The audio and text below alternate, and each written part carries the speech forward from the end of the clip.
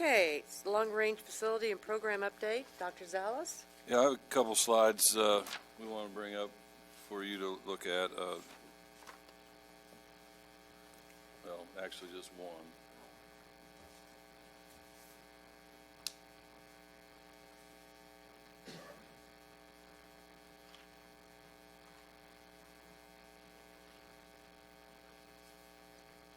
Let's go to the next one.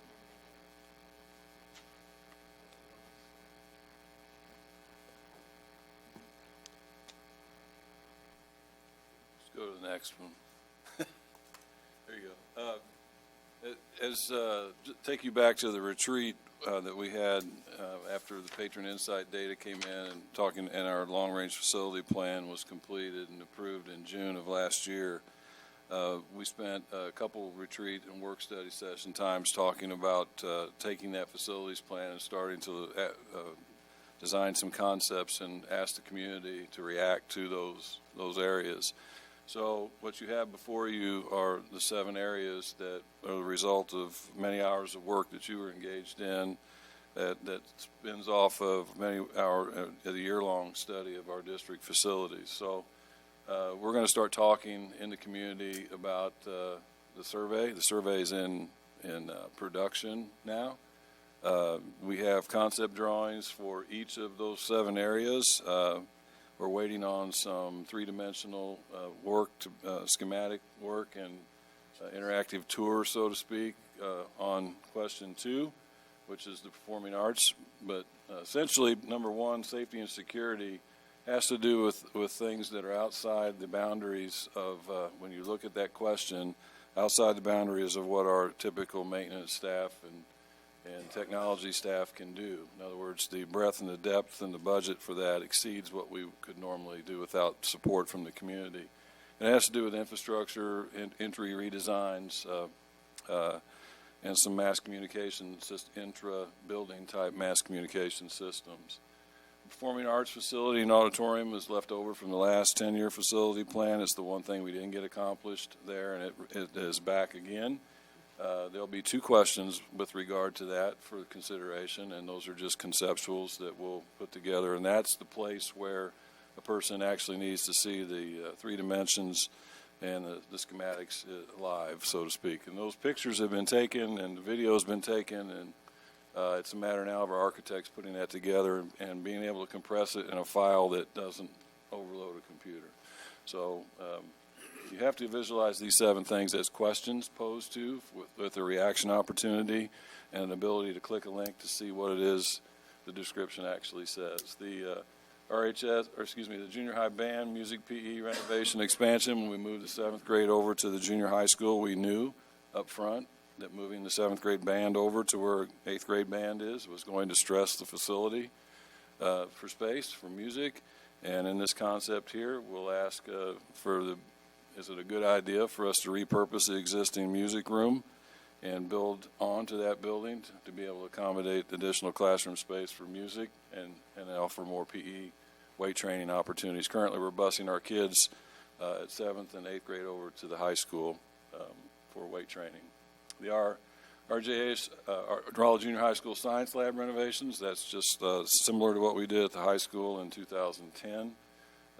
Complete renovation of lab spaces, the counters, the entire facility, finishes, cabinets, etc. Early childhood expansion. I'm pleased to say that as of yesterday, we enrolled almost 100 kids in our pre-K program, which is pretty phenomenal. We do have a waiting list. We have had a waiting list. We didn't anticipate the closure of some early childhood centers in the community. We needed those folks and still need those folks as partners. Maybe it's too early to ask for that. I don't know. We'll let the community tell us. But we have had great success with our early childhood program, and I'm not surprised by that given the quality of people we have in charge of that. Truman Library, if you've been in Truman, even if you haven't, you should know that building built in the early 70s, pod concept. The library has not been, the other libraries, elementary libraries, have been touched as a result of 2005 construction. We didn't do anything with the Truman Library because it's impossible to do without building a new library. So We have a couple concepts there. One might include a new entrance to the building, which addresses the security issues, but we'll have ideas generated for that. But we are going to do something with that library as much as we can to provide structural wall space, to provide some quiet. It is a small space.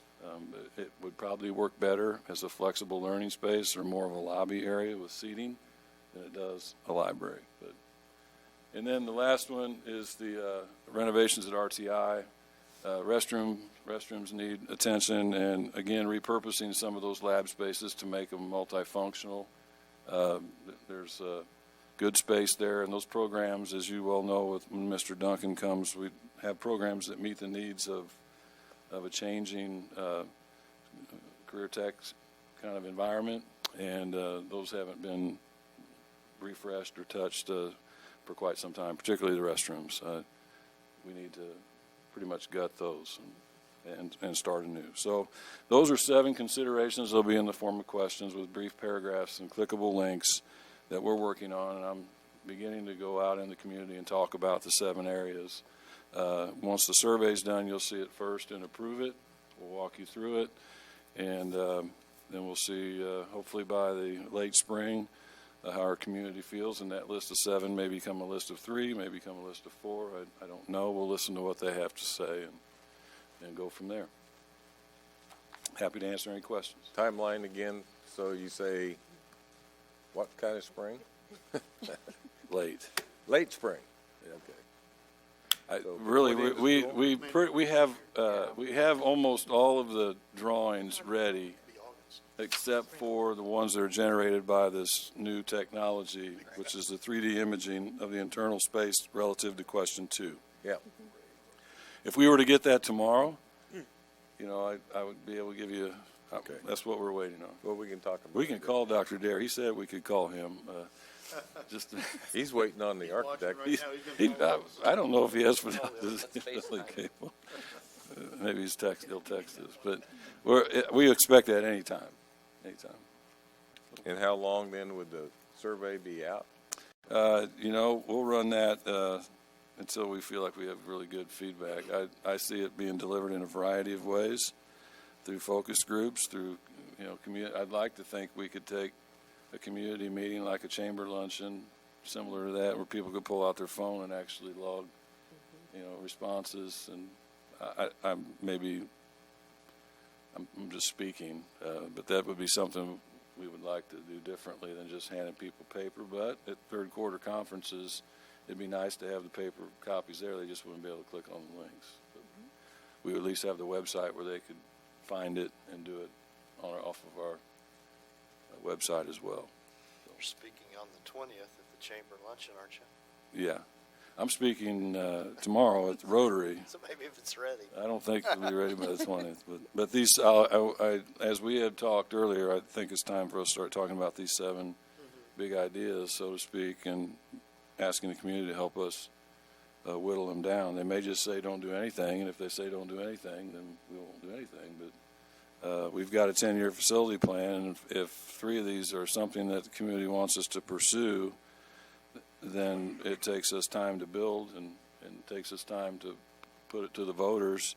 We're going to be 4 years into a 10-year plan, and before you know it, your 10-year plan's antiquated because you haven't done anything with it. So then we'll have other needs. As Jim knows, we've got other things that don't have the big appeal that these kind of things have, that are infrastructure related, HVAC, lights, et cetera, roofs, et cetera. Yeah. So those are good questions. Anything else? Sounds good. Thank you. Okay, great. Thank you.